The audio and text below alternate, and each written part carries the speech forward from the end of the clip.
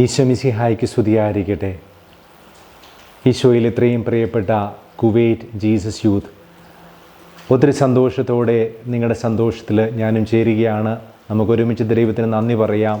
കഴിഞ്ഞ 25 വർഷക്കാലം കുവൈറ്റ് എന്ന ഈ ഒരു രാജ്യത്ത് ദൈവരാജ്യ ശുശ്രൂഷകൾക്കായിട്ട് ജീസസ് യൂത്തിനെ ദൈവം എടുത്തുപയോഗിച്ചതിനെ ഓർത്ത് ദൈവത്തിന് നമുക്ക് നന്ദി പറയാം.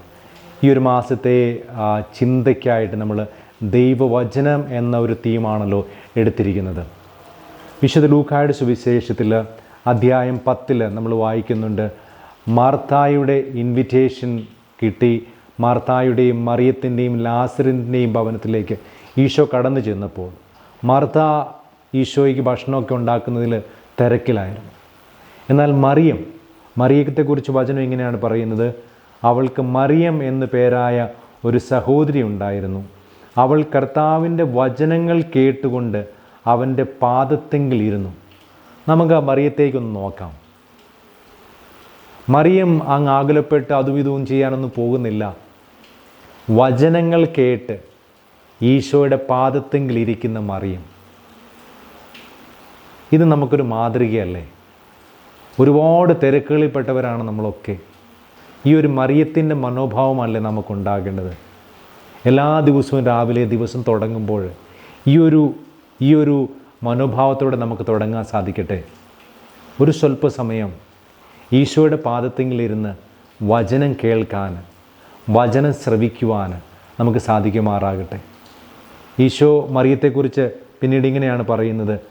ഈശോ മാർത്തായോട് പറയുകയാണ്, മാർത്ത, നീ പലതിനെക്കുറിച്ചും ഉത്കണ്ഠാകുലയും അസ്വസ്ഥയുമായിരിക്കുന്നു. ഒന്ന് മാത്രമേ ആവശ്യമുള്ളൂ. മറിയം നല്ല ഭാഗം തിരഞ്ഞെടുത്തിരിക്കുന്നു, അത് അവളിൽ നിന്ന് എടുക്കുകയുമില്ല. നല്ല ഭാഗം നമുക്ക് തിരഞ്ഞെടുക്കാം. എന്താണ് നല്ല ഭാഗം? ഈശോയുടെ പാദത്തെങ്കിൽ ഇരിക്കുക, ഈശോയെ ശ്രവിക്കുക.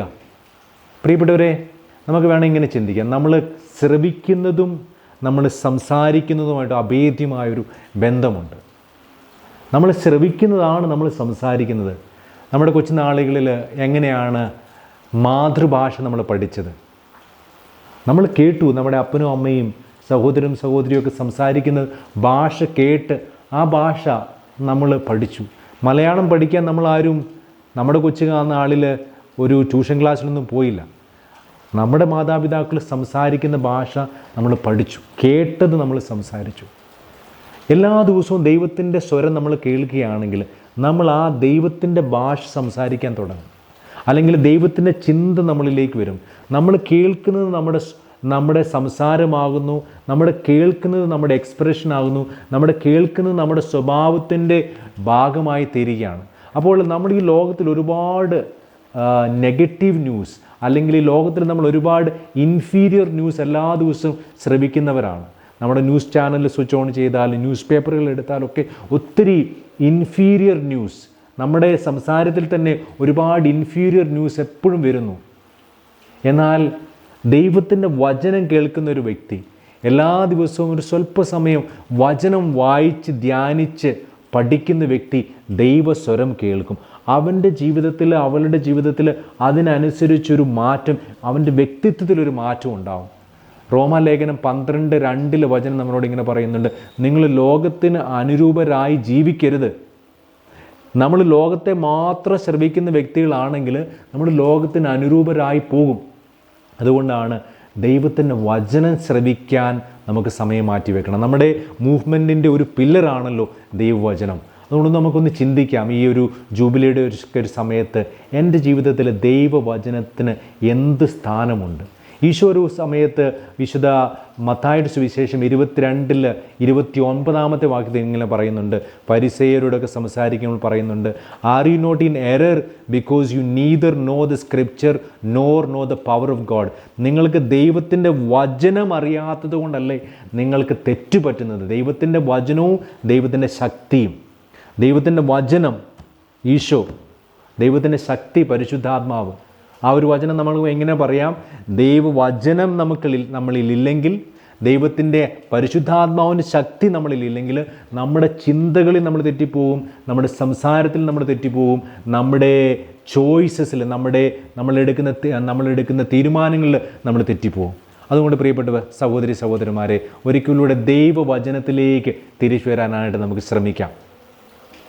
ഈശോ പറയുന്ന മനോഹരമായൊരു വചനം യോഹന്നാന്റെ സുവിശേഷം 17-ാമത്തെ അധ്യായത്തിൽ 17-ാമത്തെ വാക്യത്തിൽ കുറിച്ചിട്ടുണ്ട്.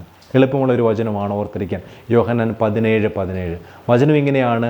ഞാൻ ആ വചനം വായിക്കുന്നു. യോഹന്നാൻ 17:17 ഈശോ പറയുന്ന ഒരു പ്രാർത്ഥനയാണത്. അവരെ അങ്ങ് സത്യത്താൽ വിശുദ്ധീകരിക്കണമേ, അവിടുത്തെ വചനമാണ് സത്യം.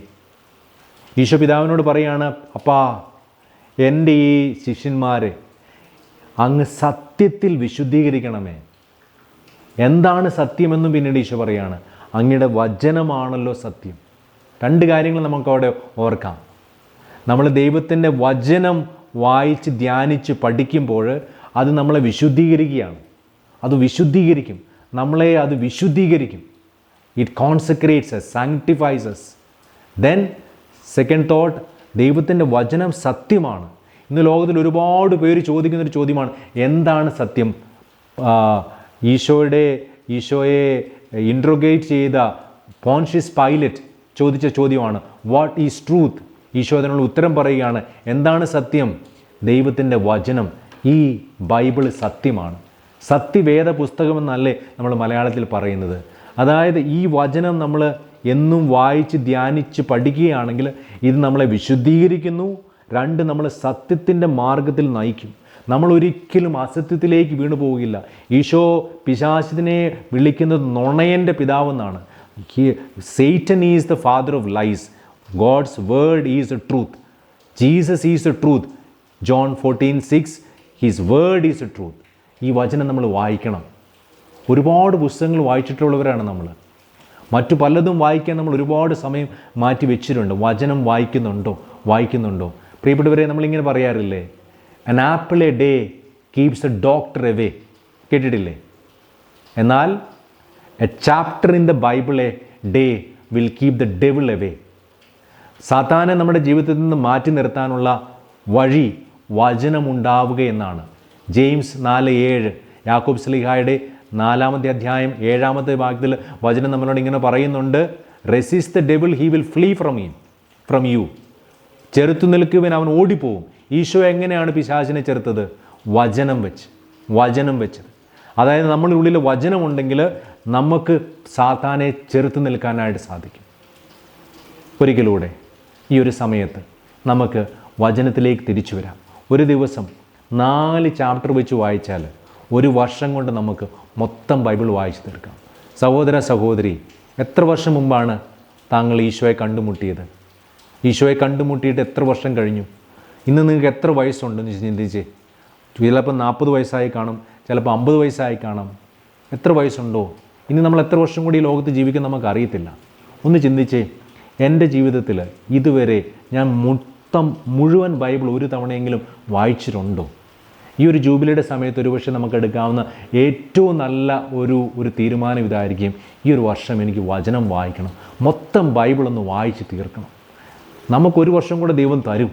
ഈ ഒരു വർഷം നമുക്ക് വചനം വായിക്കാനും വചനം ധ്യാനിക്കുവാനും വചനം പഠിക്കുവാനും വചനം വെച്ച് നമ്മുടെ ജീവിതത്തിൽ, നമ്മുടെ വ്യക്തിത്വത്തിൽ ഒരു മാറ്റം വരുത്തുവാനും ദൈവം ഇടവരുത്തട്ടെ. എല്ലാവർക്കും ജൂബിലി മംഗളങ്ങളും നേരുന്നു. ഈശോയിലേക്ക് വചനത്തിലൂടെ കൂടുതൽ അടുക്കുവാനും അങ്ങനെ സത്യത്തിൽ വളരുവാനും ദൈവം നമ്മളെ അനുഗ്രഹിക്കട്ടെ. ഈശോ മിശിഹായ്ക്ക് സ്തുതിയായിരിക്കട്ടെ.